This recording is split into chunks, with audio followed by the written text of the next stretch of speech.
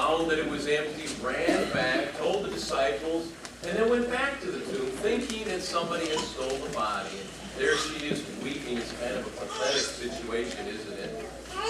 And then Jesus appears to her and everything changes. And the other text that I'd like to talk about on this Easter morning is from Job chapter 19. And this is on page 7 of your worship folder.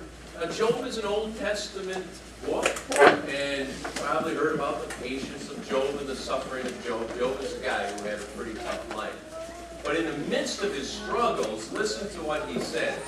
And it's a beautiful reference to the resurrection, to life eternal. He says, I know that my Redeemer lives, and that in the end he will stand upon the earth. And after my skin has been destroyed, yet in my flesh I will see God. I myself will see him with my own eyes. I, not another. How my heart yearns within me.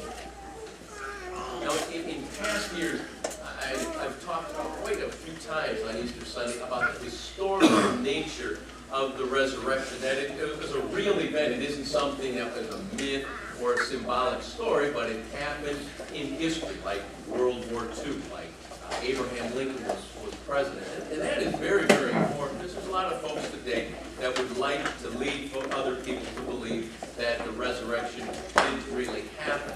It did happen. And if you still have some questions or uncertainties about that, we've got a couple of gifts for you we'd like you to take away with you today. We've got a good book that's available called The Case for Christ.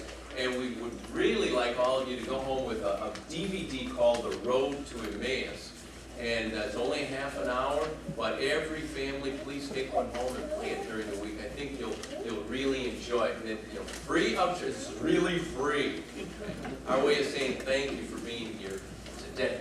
But this morning, I'd like to focus in more on the practical side of the resurrection. If you looked at the sign on the front of our building, it was a little bit provocative. I didn't know if I did the right thing, and maybe I didn't, but it says Easter. It's Easter. Should we care? But I think a lot of people are asking that. And I don't think it's to provoke Christians. I don't think it's to be in your face. I think there's a lot of people who say, okay, it's Easter, Jesus died on the cross, he rose again, but what does that really mean to me? How does that change my life? How does it affect me? And that's a very good question, and that deserves an answer, a biblical answer. So that's what I'll try to do today. And we'll use Mary Magdalene, we'll use Job as the biblical text to talk about the answer to that question. I think for most people, when they talk about life after death, talk about Easter and the resurrection, for most folks, that only becomes relevant when you get closer to death.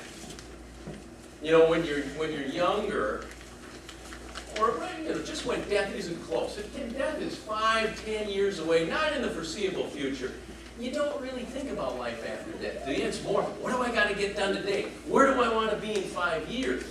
And we kind of think, well, the resurrection, when I get that bad, message from the doctor, it gives me that kind of look, that's when the resurrection becomes very, very important. But I don't think that's the case. I think everybody here is concerned with being happy. If somebody says, no, I don't care about being happy, here, come and see me after the church service today. We all want to be happy. And it's the resurrection.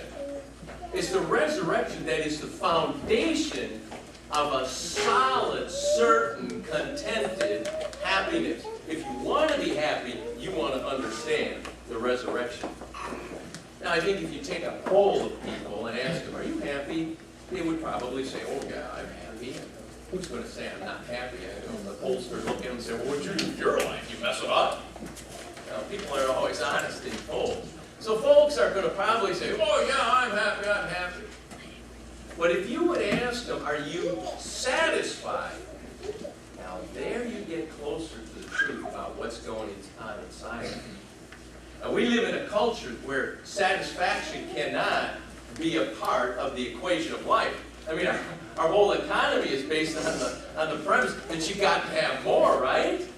And I remember hearing folks say, every year it gets a little bit better, it gets a little bit better in every way, not only as far as how much stuff you got, but in every aspect of your life. It always gets better, better, better.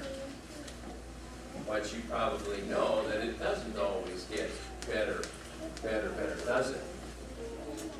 And even when people get more, are they ever satisfied? Are we ever satisfied? Probably not. And that's the real sticker of life.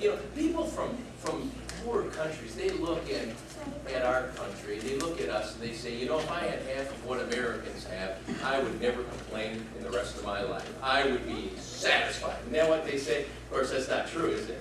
They come over here anyway in 2 months, they're just like us. So it's not a American condition, it's the human nature.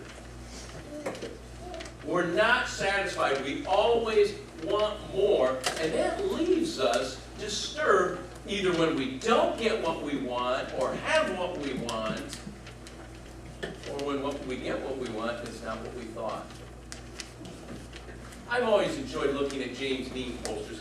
There we go. We got some James Dean posters up there. Some of you young people don't even know who this guy is, but if you go to Kmart, like I go to Kmart, you see his poster all the time.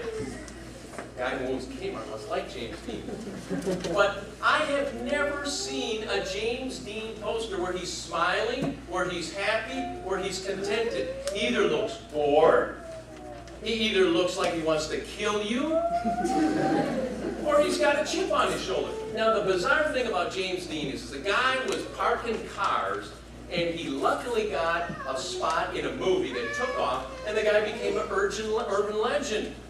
He became famous, he became rich, and he did it based on this idea that I'm a young teenager, post-war America.